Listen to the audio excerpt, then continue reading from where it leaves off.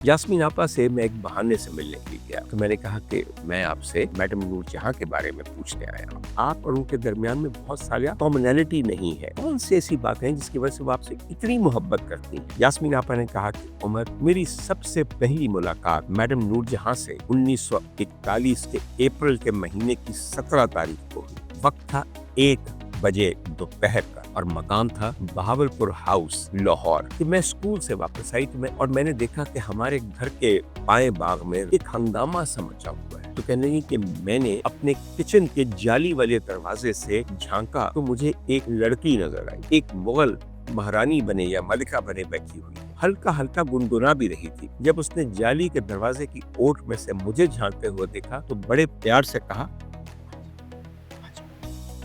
कोई बात नहीं।